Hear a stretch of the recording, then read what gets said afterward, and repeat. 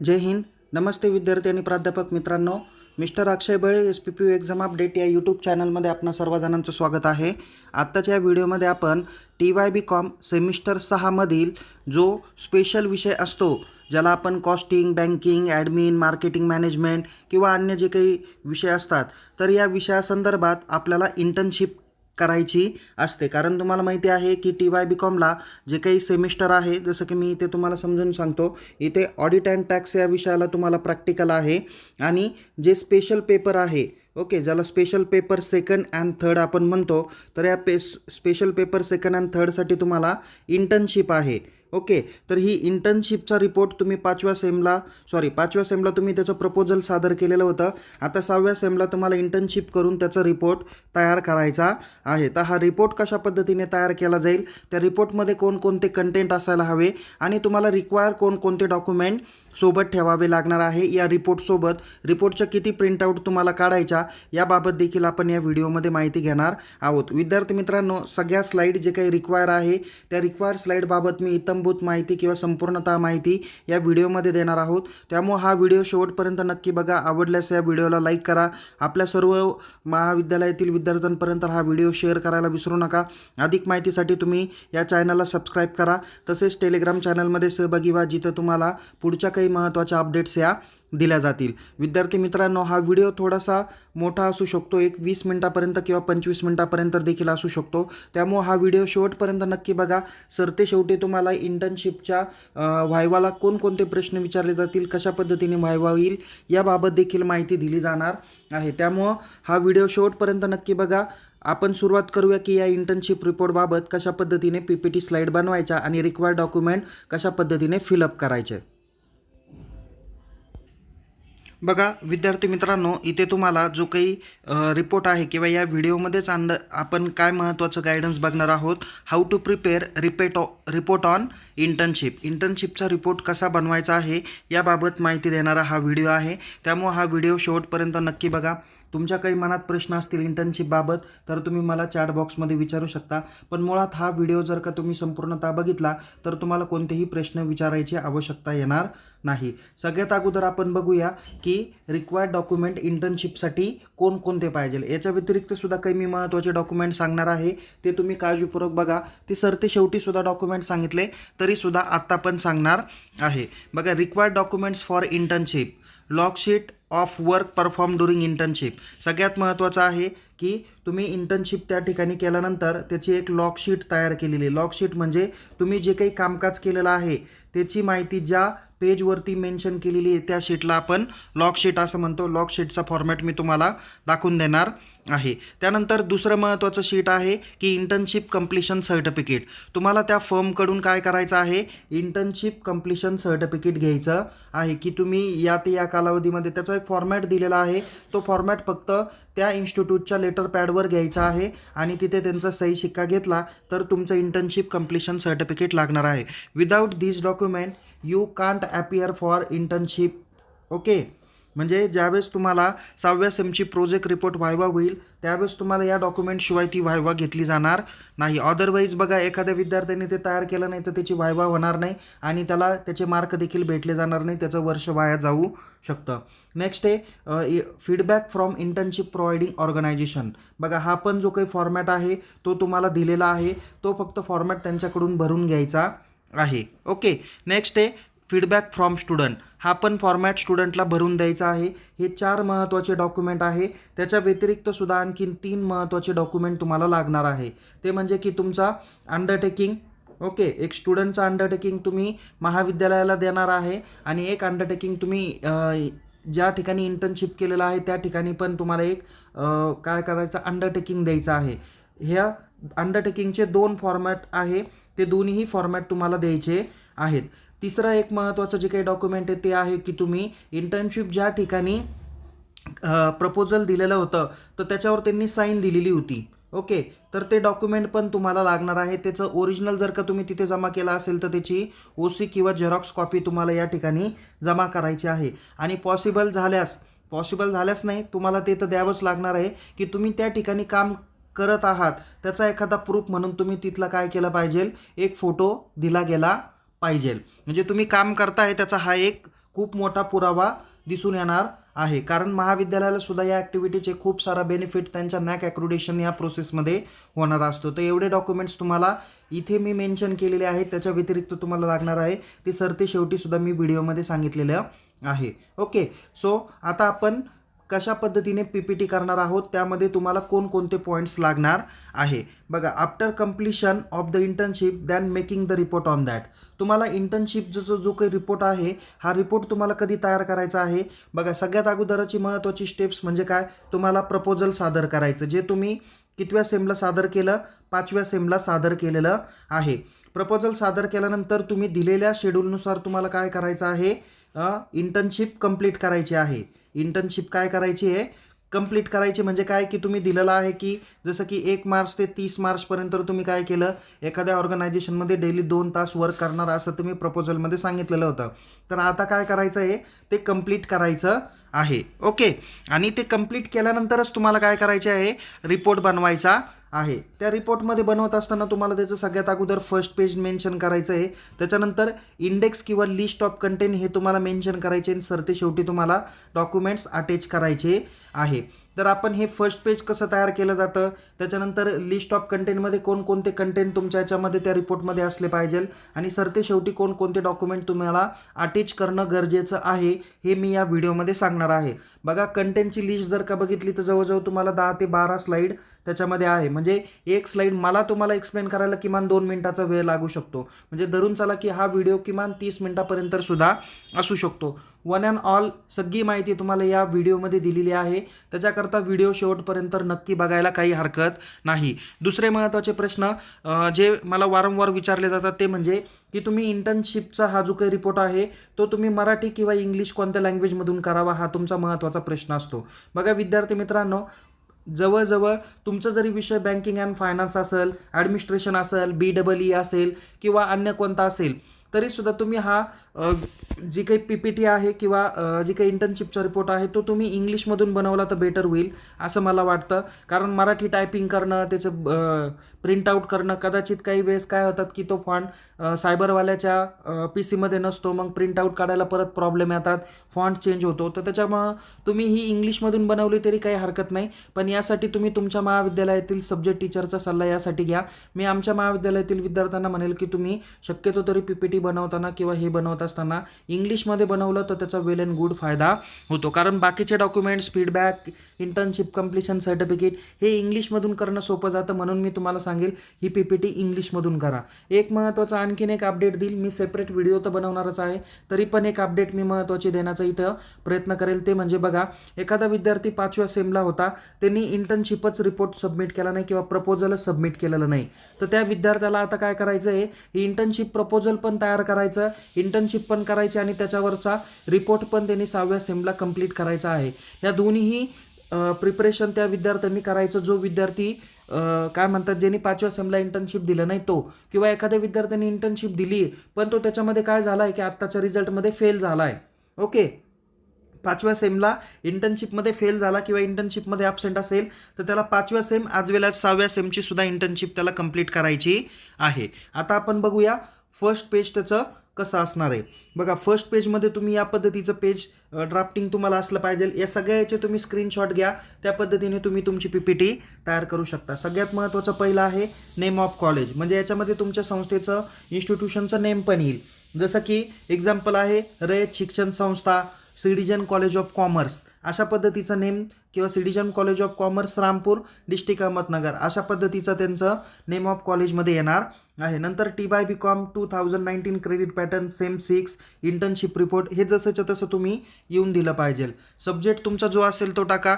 जसं की banking and finance असेल तर paper number 2nd and 3rd, किंवा कॉस्टिंग असेल तर cost and works accounting paper number 2nd and 3rd. नंतर काही विद्यार्थ्यांचा बिझनेस ॲडमिनिस्ट्रेशन असेल तर ते त्या विषयाचं नाव टाकू शकता. ज्या ज्या विषयाचं नाव आहे ते विषयाचं नाव तुम्ही इथे मेन्शन करा. इथे तुमचं name of student as per your hall ticket mention करा. नंतर तुमचा एक्झामचा सीट नंबर आहे. आत्ता जर का तुम्हाला भेटलेला नाही तर तुम्ही तो पेनाने टाकू शकता, काही अडचण नाही. नेम ऑफ गाईड और सब्जेक्ट टीचर, हे तर ॲज इट इज तुमचे सब्जेक्ट टीचरचं नाव तुम्हाला टाकायचं आहे. नंतर name of internship providing organisation, तुम्ही कोणत्या ठिकाणी इंटर्नशिप कंप्लीट केलेली आहे तो देखील तुम्ही इथे मेन्शन करायचं आहे. मी एक इथे एक गोष्ट सांगेल विद्यार्थी मित्रांनो, तुम्ही ज्यावेळेस 6व्या सेमची इंटर्नशिपचा रिपोर्ट तुम्ही सबमिट करणार आहे ना, तर तुमच्या सब्जेक्ट टीचरकडे किंवा इंटर्नशिप ज्यावेळेस तुम्ही घेताल, म्हणजे ज्यावेळेस 6व्या सेमला तुमची इंटर्नशिपचं रिपोर्टवरती व्हायवा होईल, त्यावेळेस तुम्ही 5व्या सेमला जे काही प्रपोजल सादर केलं ना, ते प्रपोजल पण तुम्ही सोबत ठेवा. त्या प्रपोजलची मी त्यावेळेस अगोदरच्याही 5व्या सेमला तुम्हाला सांगितलं होतं की हे प्रपोजल तुम्ही 2 शीटमध्ये तयार करा. एक शीट तुम्ही सबमिट करा, एक शीट तुम्ही स्वतःकडे ठेवा किंवा PPTची जी काही PDF आहे ती एक तुमच्याकडे असायला हवी. तसंच आत्ता 6व्या सेमला सुद्धा तुम्ही काय करणार आहात की हे जी काही PPT आहे ते 2 स्वरूपात किंवा 2 प्रतीमध्ये तुम्हाला तयार करणं अपेक्षित आहे. एक प्रत तर तुम्हाला तिथे सबमिट करायचीच आहे, पण एक तुम्ही फ्युचरच्या दृष्टिकोनातून स्वतःकडे ठेवू शकता. ओके, हे झालं फर्स्ट पेज आणि काही महत्त्वाचे इन्स्ट्रक्शन. जसे जसे मला इन्स्ट्रक्शन आठवत आहे तसे तसे मी तुम्हाला चालू व्हिडिओमध्ये सांगणार आहेत. इंडेक्स तयार करताना बघा, तुम्हाला ह्या पद्धतीने एवढे जवळजवळ 13 पॉईंट्स तुमचे असायला हवे. किती पॉईंट्स?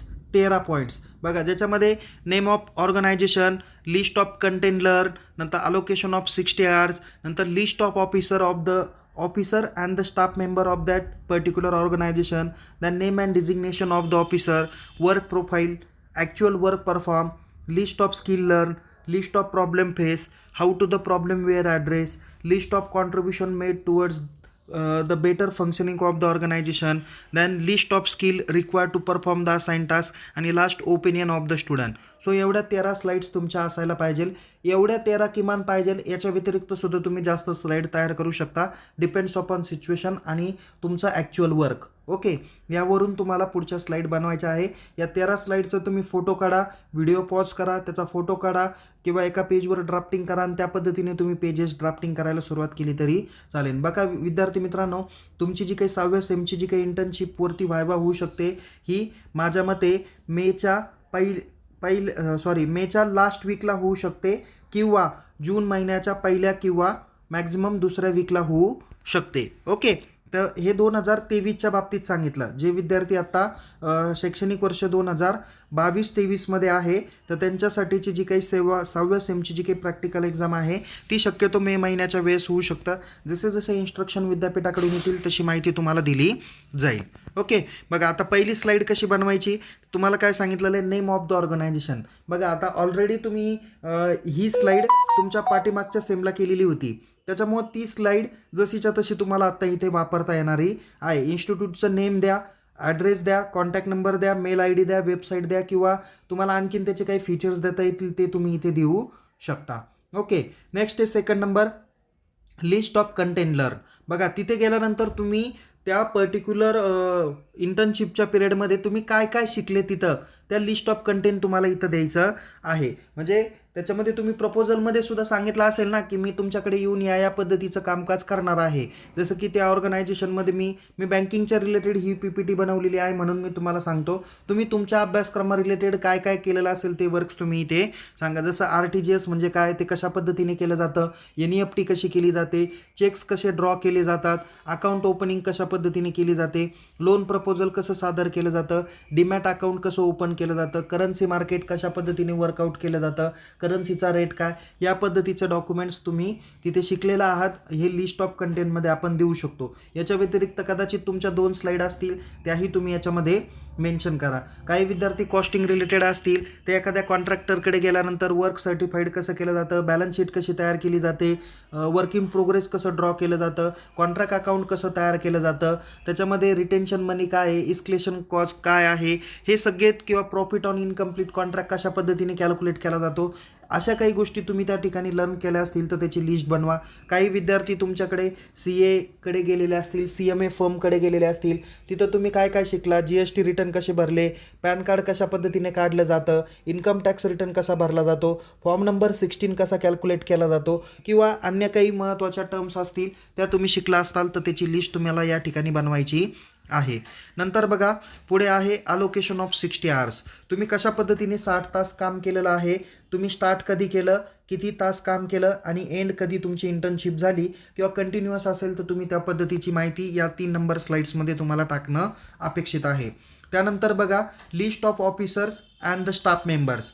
तुम्ही ज्या ऑर्गनायझेशनमध्ये कामकाज केलेलं आहे तिथल्या ऑफिसरची डिटेल किंवा स्टाफ मेंबरची डिटेल्स तुम्हाला या ठिकाणी द्यायची आहे. त्याच्या ठिकाणी कॉलम दिलेले आहे. म्हणजे कदाचित एखादा जो कोणी एक्सटर्नल व्हायवा घेणार आहे तो काय करेल, लगेच त्या ऑफिसरपैकी एखाद्या व्यक्तीला कॉन्टॅक्ट करून क्रॉस व्हेरीफाय करू शकतात किंवा तुमचे जे सब्जेक्ट टीचर्स आहे ते देखील क्रॉस व्हेरीफाय करू शकता. बघा तिचे सिरियल नंबर द्यायचा आहे, नेम ऑफ ऑफिसर किंवा स्टाफ द्यायचा आहे, त्यांचं डिझिग्नेशन द्यायचं आहे आणि त्यांचा संपर्क नंबर द्यायचा आहे. बघा list of officer and staff member of the internship providing organisation with their designation. एवढी माहिती तुम्हाला या स्लाईड नंबर 4मध्ये द्यायची आहे. तुम्ही ज्यांच्या अंडरमध्ये काम केलं किमान त्या व्यक्तींचे तरी नावं तुम्हाला इथे द्यायची आहेत. 5 नंबर स्लाईड आहे name and designation of the officer. बघा name and designation of officer under whom the internship was completed. बघा मगाशी तुम्ही त्या ऑर्गनायझेशनमध्ये किती लोक काम करताय किंवा काही महत्त्वाचे ऑफिसर असतील त्यांची नावांचा उल्लेख तुम्ही केलेला होता. इथं तुम्ही ज्यांच्या अंडरमध्ये कामकाज केलेलं आहे फक्त त्यांचं डिझिग्नेशन आणि नेम तुम्हाला द्यायचं आहे. याच्यामध्ये तुम्ही 4 कॉलम करू शकता, serial number, name of officer. आता बघा काही विद्यार्थी काय करतात, हे पण वाक्य लिहितात name and designation of officer under whom the internship was completed. इथे तुम्हाला देण्याची गरज नाही आहे.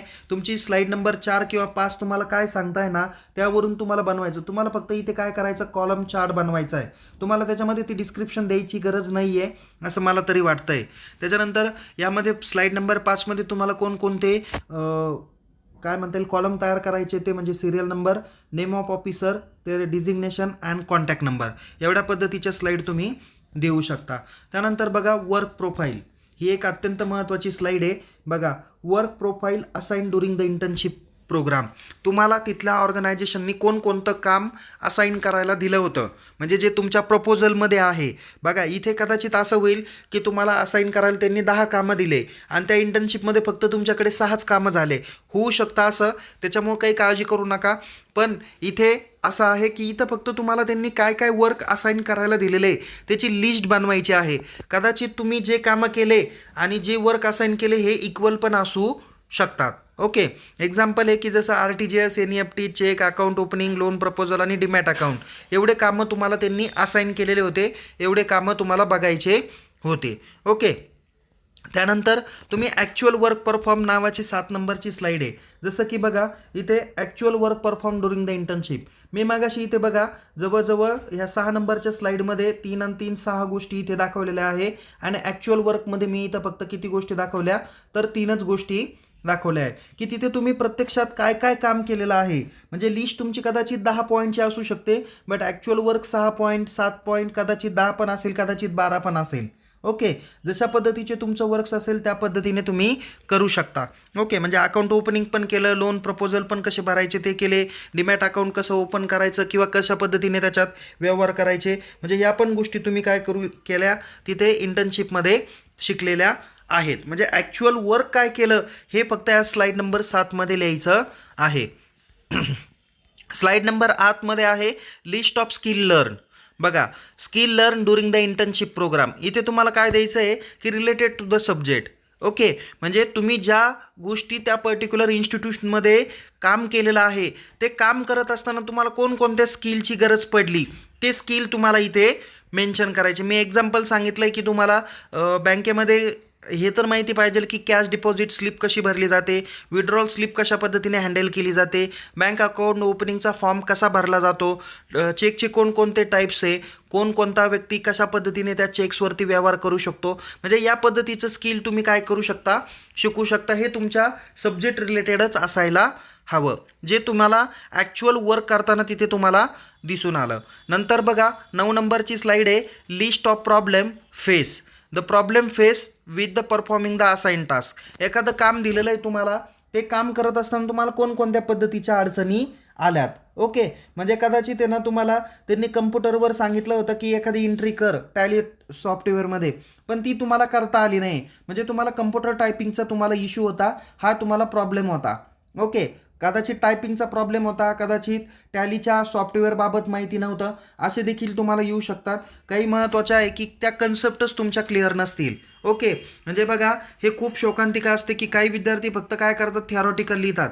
काही विद्यार्थ्यांना मस्त माहिती की चेक कसा असतो, चेकमध्ये कोणकोणते प्रकार आहे, बट ॲक्च्युअल चेकमध्ये जी इन्फॉर्मेशन लिहिली जाते ती त्यांना माहिती नसते. मग कदाचित तुमच्याकडे तो चेक काय होतो, खराब होतो, अमाऊंट व्यवस्थित लिहिली जात नाही, डेट व्यवस्थित टाकली जात नाही, किंवा अमाऊंट इन फिगर्स म्हणा किंवा वर्ड्स म्हणा ती व्यवस्थित लिहिली जात नाही. असे सुद्धा काही प्रॉब्लेम तुम्हाला फेस करावे लागलेले असतील. तर त्या प्रॉब्लेम जे काही असतील तर त्याची काय करा, एक लिस्ट बनवा. मी काही महत्त्वाची लिस्ट टाकलेली की तुम्हाला त्या कन्सेप्टबाबत माहिती नाही आहे म्हणून अननोन अबाउट द कन्सेप्ट. त्याच्यानंतर कम्प्युटर टायपिंगचा प्रॉब्लेम होता, रफ कॅल्क्युलेशन तुम्हाला व्यवस्थित जमलेले नव्हते, कम्युनिकेशनचा प्रॉब्लेम आला, म्हणजे तुम्हाला प्रॉपर त्यांच्यावर कसं कम्युनिकेशन करायचं याची देखील माहिती तुम्हाला नव्हती. अशा पद्धतीचे प्रॉब्लेम तुम्हाला फेस करावे लागले असतील. त्याची लिस्ट तुम्हाला स्लाईड नंबर 9मध्ये बनवायची आहे.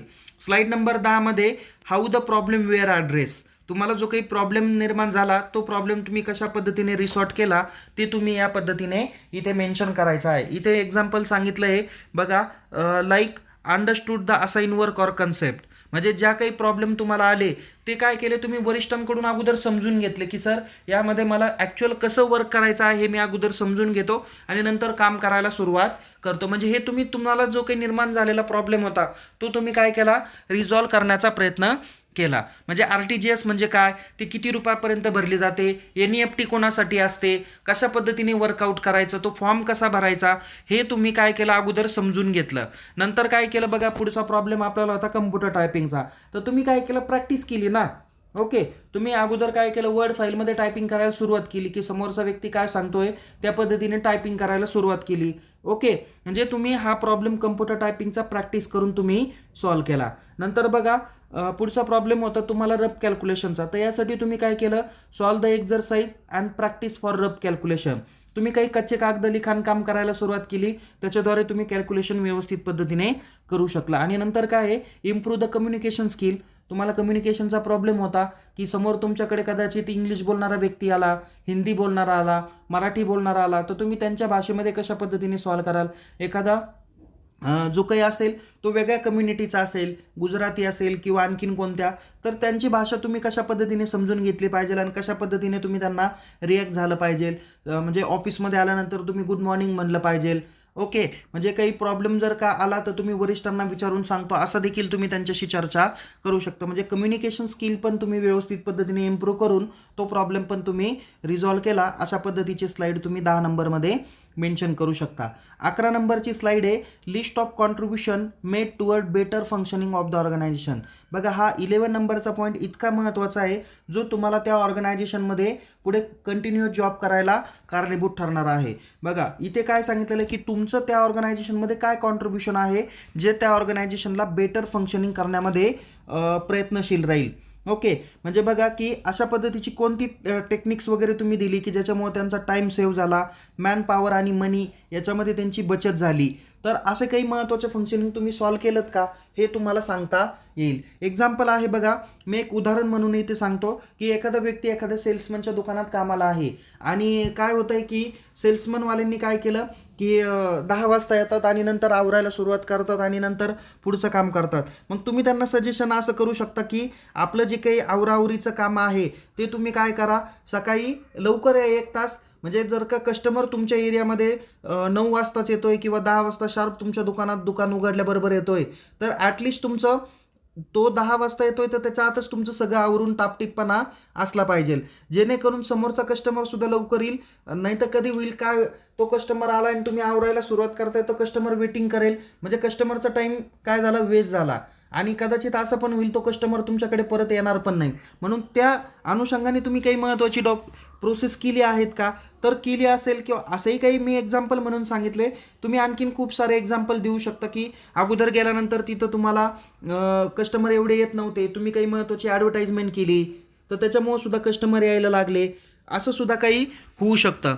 नेक्स्ट आहे इम्प्रूव्ह द डॉक्युमेंटेशन प्रोसेस. म्हणजे एखादं बिलिंगचं व्यवस्थित तुम्ही करत असाल, ते बिलिंग व्यवस्थित लावणं असेल. ओके, म्हणजे काही महत्त्वाची अशी काही टेक्निक्स असेल की ज्याच्यामुळे त्यांची डॉक्युमेंटेशन प्रोसेस स्ट्रॉंग झाली असेल तर ती पण तुम्ही या ठिकाणी सांगितली पाहिजे.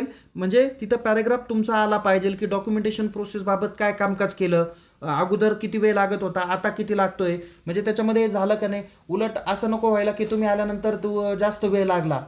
ओके, म्हणजे त्या टेक्निक्स तुम्ही शोधल्यामुळं त्यांच्या ऑर्गनायझेशनमध्ये फायदा झाला अशा पद्धतीची माहिती इथे लिहायची आहे. किंवा development of model for better customer services, म्हणजे इथे तुम्ही असं सुद्धा करू शकता की एखाद्या किराणा दुकानात तुम्ही जॉबला आहात किंवा तिथं इंटर्नशिप करताय, तर तिथे तुम्ही काय केलं की रिक्वायर्ड कस्टमरकडून तुम्ही काय केलं, त्यांच्याकडून लिस्ट घेतली, जे काही माल किंवा सामान खरेदी करायचं, गुड्स परचेस करायचं, त्याची लिस्ट तुम्ही व्हॉट्सअपवर मागवली किंवा टेलिग्रामवर मागवली. त्याच्यानंतर तेवढ्या लिस्ट पद्धतीने तुम्ही काय केलं, डॉक्युमेंट्स भरून ठेवलं आणि पॅक करून ठेवलं. म्हणजे कस्टमर आला, त्यांनी फक्त बिल पेड केलं, सामान काउंट केलं आणि लगेच पॅक करून तो काय गेला, घेऊन गेला. म्हणजे असे सुद्धा तुम्ही कस्टमर सर्व्हिसच्या रिलेटेड काही मॉडेल तयार केले असतील, काही सॉफ्टवेअर तयार केला असेल, तर त्यावेळेस सुद्धा काय करू शकता, किंवा गुगल फॉर्मच्या माध्यमातून तुम्ही माहिती भरून घेतली आणि नंतर त्या पद्धतीने तुम्ही वर्कआउट केलं, कस्टमरचा फीडबॅक घेतला, तरीसुद्धा तुम्हाला त्या ऑर्गनायझेशनच्या बेटरमेंटमध्ये चांगला फायदा होणार आहे. म्हणजे तुम्ही आल्यानंतर त्या ऑर्गनायझेशनमध्ये काय बदल झाला,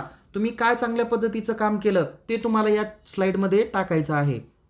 12 नंबर आहे list of the skill required to perform the assigning task. तुम्हाला दिलेलं जे काही टास्क होतं किंवा काम होतं, ऑपरेशन होतं, ते तुम्ही कशा पद्धतीने कोणत्या स्किलचा वापर करून तुम्ही सांगितलं. इथे तुम्हाला तुमच्या सब्जेक्ट व्यतिरिक्त तुम्हाला जे काही स्किल आहे ते मेन्शन करायचे, जे आपण प्रपोजलच्या वेळेस सुद्धा मेन्शन केलेले होते. जसं की तुमच्याकडे रेग्युलॅरिटी होती, पंक्च्युअलिटी होती, बिहेवियर किंवा सॉफ्ट स्किल तुमच्यामध्ये होते, किंवा जे काही नॉलेज तुम्ही थेअरीमध्ये शिकलं ते तुम्हाला प्रॅक्टिसमध्ये इम्प्लिमेंट करता आलं, किंवा तुम्ही प्रॉब्लेम जे काही फेस झाले तर ते सॉल्व करण्यासाठी तुम्ही इनिशिएटिव्ह घेतला, टीम वर्क केलं, काही मॅनेजर स्किलचा इम्प्लिमेंट केला, निगोशिएशन्स तुमच्यामध्ये होतं, काही कमिटमेंट होतं की असाइनिंग टास्क. म्हणजे तुम्हाला त्यांनी आज जर का एक काम दिलेलं होतं तर ते काम जोपर्यंत पूर्ण होत नाही तोपर्यंत तुम्ही तिथून हलला नाही आहे. ओके, किंवा ते काम पूर्ण झाल्याशिवाय तुम्ही घरी पण गेलेला नाही. जरी तुमची इंटर्नशिप 2 तासाची होती पण हे काम करताना तुम्हाला 3 तास लागले तरीसुद्धा तुम्ही ते काम करूनच तुम्ही त्या ऑर्गनायझेशनच्या बाहेर गेलेला आहात. म्हणजे हे तुमचं कम्युनिकेशन आहे किंवा कमिटमेंट होती की जे वर्क तुम्हाला असाइन केलेलं होतं ते पूर्ण तुम्ही टास्क केलं. तर असे काही स्किल तुम्ही या ठिकाणी देऊ शकता. मुळामध्ये काय ह्यापैकी जे जे तुम्ही स्किल तिथे वापरले त्या स्किलचा इथे उल्लेख तुम्ही या स्लाईड नंबर 12मध्ये करा. त्याच्यानंतर स्लाईड नंबर 13 आहे ओपिनियन ऑफ द स्टुडंट. बघा, इथं तुम्हाला तुमचं वैयक्तिक ओपिनियन द्यायचं आहे की इंटर्नशिप कशी होती, ती तुम्हाला फायदेशीर होती का, तुम्हाला पुढे उपयोग झाला का. कदाचित एखादा विद्यार्थी म्हणेल की सर मी त्या CA ऑर्गनायझेशनमध्ये होतो तर तिथं अगोदर एक कामकाज 8 दिवस चालत होतं, आता आम्ही आल्यामुळं ते कामकाज 4 दिवसावर आलं. म्हणजे असे सुद्धा तुम्ही तुमचे ओपिनियन या ठिकाणी मेन्शन करू शकता. तुम्हाला त्या इंटर्नशिप प्रोग्रामचं युटिलिटी काय झाली, तुम्हाला कदाचित एक आज अर्निंगचा सोर्स पण तुम्हाला उपलब्ध झाला का, तुमच्या नॉलेजमध्ये भर पडली का, असं सुद्धा तुम्ही या ठिकाणी देऊ शकता. Suggestion for improvement of the syllabus, तुम्ही सिलेबसच्या इम्प्रूव्हमेंटच्या बाबतीत काय गोष्टी टाकू शकता का. जसं की हा भाग तुमच्या थेरॉटिकलमध्ये नव्हता, तो तुम्हाला प्रॅक्टिकलमध्ये अनुभवता आला, तर ती माहिती तुम्ही त्या ठिकाणी मेन्शन करू शकता. नंतर will be the programme improve the employability, तुम्हाला इंटर्नशिपमुळे तुमच्या एम्प्लॉयबिलिटीमध्ये फरक पडला का, ती पण माहिती तुम्हाला या ठिकाणी द्यायची आहे. किंवा suggestion to make the internship programme more meaningful and effective, जसं की तुम्हाला हे वर्क 60 आवर्सचं दिलेलं आहे तर तुम्ही त्यांना सजेस्ट करू शकता की 90 आवर्सपर्यंत पाहिजे, 3 महिन्यापर्यंत पाहिजे, 6 महिन्यापर्यंत पाहिजे, असं सुद्धा तुम्ही त्यामध्ये सजेशन टाकू शकता. ओव्हरऑल तुम्ही फीडबॅक तुमच्या इंटर्नशिपच्या एक्सपिरियन्सबाबत देऊ शकता. या ठिकाणी तुम्ही प्रत्येक पॉईंटची सेपरेट स्लाईड जरी तयार केली तरी काही हरकत नाही. आणि काही एनी अदर इन्फॉर्मेशन असेल ती देऊ शकता की एखाद्या ऑर्गनायझेशनमध्ये चांगल्या पद्धतीने अनुभव येतो, काही ठिकाणी येत नाही, तर अशी सुद्धा माहिती तुम्ही या स्लाईडमध्ये देऊ शकता. या पद्धतीच्या 13 स्लाईड्स तुम्हाला द्यायच्या आहे. इथे मी लिस्ट आणखीन दिलेली आहे, याच्या व्यतिरिक्त आणखीन काय पाहिजे तेही मी ओरली सांगण्याचा प्रयत्न करतो. बघा, नंबर 1 की letter of internship providing organisation for inclusion of student. हे लेटर कोणतं आहे की जे तुम्हाला प्रपोजलमध्ये तुम्ही दिलं होतं 5व्या सेमला. ओके, म्हणजे त्या ऑर्गनायझेशनमध्ये तुम्ही इंटर्नशिप करायला इच्छुक आहात, हे जे काही लेटर दिलं की त्याची जी काही ओरिजिनल कॉपी आहे, OC आहे, ती तुम्हाला जमा करायची आहे या डॉक्युमेंटच्या PDF बरोबर. ओके, म्हणजे तुम्ही ज्या काही 13 स्लाईड तयार केल्या, काही बाकीचे पेजेस होते त्या प्रिंट आऊट करायच्या, ती फाईल तयार करायची, त्या फाईलला शेवटी हे डॉक्युमेंट अटॅच करायचे. नंतर तुमचं undertaking from student about his or her behaviour to the college. बघा अंडरटेकिंगचे हे मी जे काही ते 2 आणि 3 नंबरला जे काही फॉर्म तुम्हाला इथे दाखवलेले आहे ते फॉर्मचे मी तुम्हाला काय करणार आहे डॉक्युमेंट्स तुम्हाला दाखवणार आहे आणि आपल्या टेलिग्राम चॅनललाही शेअर करणार आहेत. नंतर बघा 3 नंबरचं आहे undertaking from student about his or हिर बिहेवियर टू द ऑर्गनायझेशन. याच्यातलं एक ओरिजिनल कॉपी तुम्ही ऑर्गनायझेशनला जमा केली असेल त्याची एक ओरिजिनल कॉपी किंवा त्याची झेरॉक्स कॉपी तुमच्याकडे असायला हवी. नंतर लॉग शीट आहे, इंटर्नशिप कम्प्लिशन सर्टिफिकेट आहे, feedback from internship providing organisation आहे आणि फीडबॅक फ्रॉम स्टुडंट आहे जे मी सुरुवातीला सांगितले ते डॉक्युमेंट आहे. याच्या व्यतिरिक्त तुम्हाला सांगितलेलं आहे की तुम्हाला फोटोग्राफचे एखादं पेज तुम्हाला लागणार आहे. याच्यामध्ये फोटोग्राफ तुम्हाला इंटर्नशिप त्यांनी प्रपोजल सादर करतानाचं जे काही डॉक्युमेंट्स आहे म्हणजे त्यांनी आम्हाला तयारी दाखवली ते एक दाखवा किंवा तुम्हाला सर्टिफिकेट जो काही दिलेलं आहे ते सर्टिफिकेट तुम्ही अटॅच करणार आहे तर सर्टिफिकेट डिस्ट्रीब्युशन करतानाचा सुद्धा फोटो तुम्ही दाखवू शकता. काम करतानाचा फोटोग्राफ तुम्हाला या ठिकाणी गरजेचा आहे आणि सगळ्यात महत्त्वाचं आहे मागच्या सेमिस्टरला म्हणजे 5व्या सेमिस्टरला जे काही प्रपोजल सादर केलं त्याची पण एक कॉपी तुमच्या जवळ ठेवायची आहे. कदाचित जे तुमचे सब्जेक्ट टीचर असतील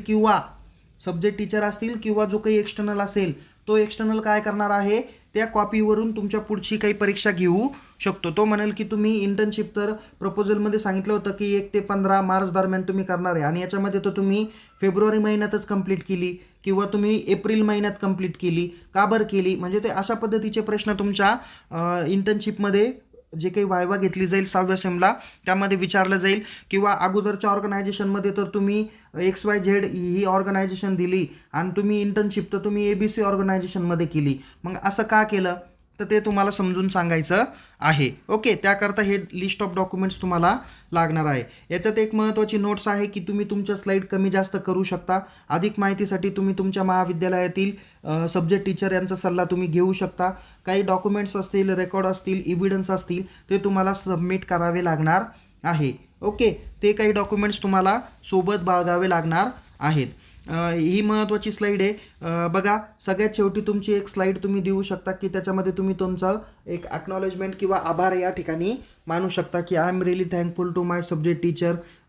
त्याच्यानंतर departmental HOD, college principal, concern organisation जी तुम्ही 5व्या सेमला शेवटी स्लाईड वापरली. फक्त त्याच्यामध्ये तुम्ही completion of a internship proposal हा एक शब्दप्रयोग तिथं केला होता. इथं तुम्ही सांगा की completion of a internship report एवढा शब्दप्रयोग झाला तर तुम्हाला ही स्लाईड महत्त्वाची असणार आहे. बघा विद्यार्थी मित्रांना आणि प्राध्यापक मित्रांनाही मी विनंती करेल की आपणाला जर काही याबाबत काही गायडन्स वर्कशॉप आपल्या महाविद्यालयात ऑर्गनाईज करायची जर का आपल्याला इच्छा असेल तर आपण निश्चित मला संपर्क करू शकता. माझा संपर्क नंबर या स्लाईडच्या शेवटी दिलेला आहे, तो म्हणजे 9762130933 या नंबरवर तुम्ही मला संपर्क करू शकता.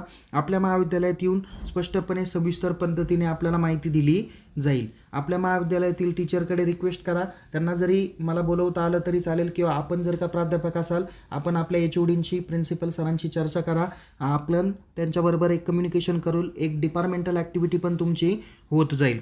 ओके, तर याबाबत मी तुम्हाला माहिती देणार हा व्हिडिओ आहे. आता याच्यापुढे मी तुम्हाला डॉक्युमेंट्स प्रत्यक्षात दाखवण्याचा प्रयत्न करतो. बघा विद्यार्थी मित्रांनो, इथे तुम्हाला जे काही डॉक्युमेंट दिलेलं आहे याच्यातील हे जे काही कॉलेज लेटर वगैरे सांगितलेलं आहे हे ऑलरेडी तुम्ही त्यांच्याकडे जमा केलेलं होतं 5व्या सेमला.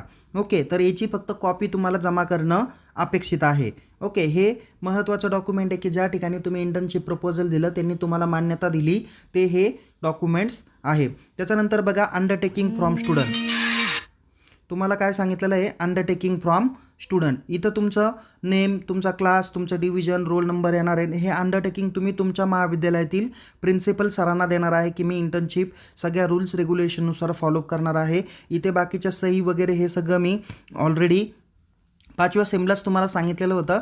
फक्त हे अंडरटेकिंगची प्रिंटआउट काढा आणि त्या अंडरटेकिंगची सही वगैरे घेऊन तुम्ही हे डॉक्युमेंट्स तुमच्या आत्ताच्या या PPTच्या PDF मध्ये ॲड करा. ओके, नंतर बघा अंडरटेकिंग फ्रॉम स्टुडंट. हे अंडरटेकिंग तुम्हाला तुमच्या ज्या ठिकाणी ऑर्गनायझेशनमध्ये जॉब केला त्या ठिकाणी तुम्हाला द्यायचं आहे आणि याच्यावर त्यांची सही शिक्का घ्यायची आहे.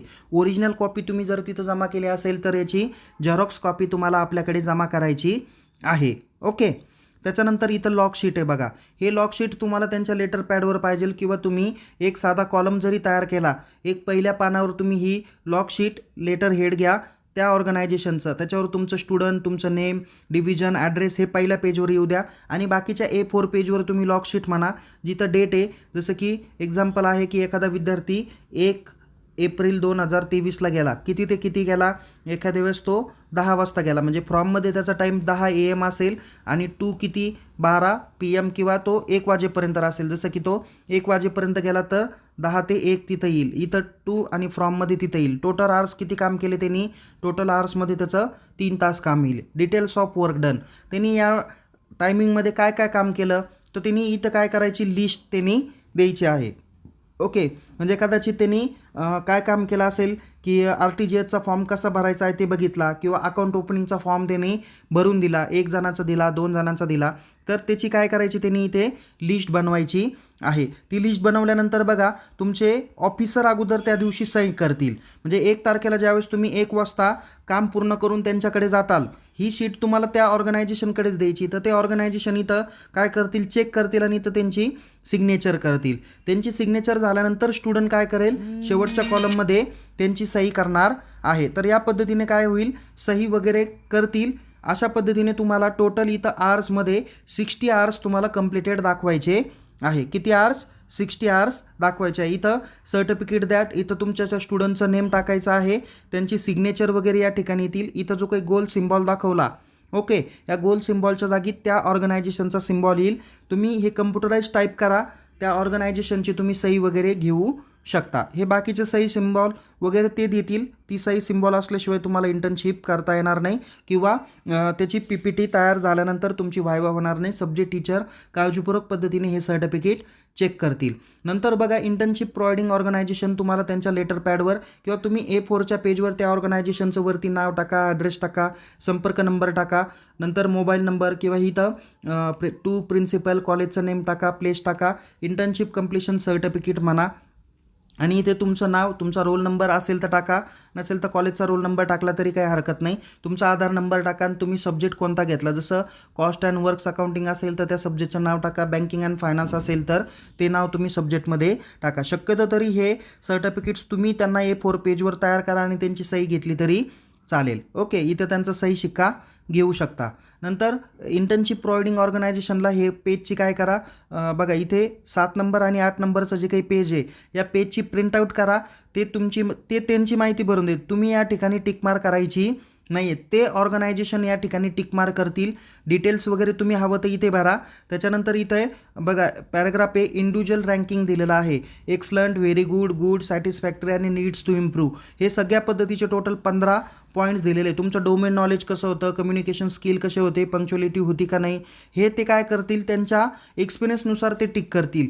तुमचं जर का tick mark excellent, very good आणि गुड कॉलमला असतील तर निश्चित त्याचा फायदा तुम्हाला मार्क्स चांगले भेटण्याला होऊन जाईल. त्याच्यानंतर इथे पॅराग्राफ किंवा पार्ट B, C, D दिलेले आहेत. या ठिकाणी ते तुम्हाला काही सजेशन्स देतील.